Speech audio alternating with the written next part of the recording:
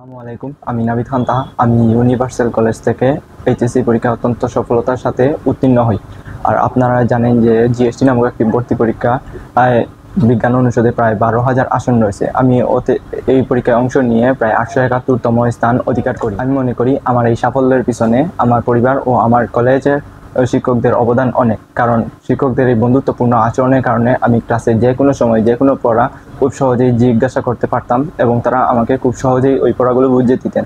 তারপরেও অনেক শিক্ষার্থীদের মধ্যে দেখা যেত যে কোনো পড়া বুঝতে না পারলে পার্সোনালি অনেক সময় ওই পড়াটা আমাদের বুঝিয়ে দিতেন। আমাদের কলেজের একটি বিশেষ দিক হলো আমাদের কলেজে প্রায় প্রতি সপ্তাহেই একটি করে উইকলি টেস্ট নেওয়া হতো এবং মাসে প্রায় 4টি করে উইকলি টেস্ট নেওয়া হতো এবং দেখা যেত যে প্রায় 2 বছরে প্রতি মাসে প্রায় অনেকগুলো উইকলি টেস্ট হতো, যার কারণে আমাদের পড়া প্রায় শতভাগ কমপ্লিট হয়ে যেত।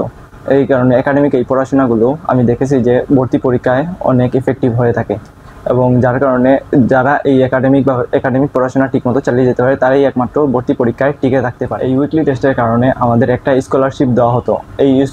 আমার যেমন ধরেন আমার বেতন 1500 টাকা।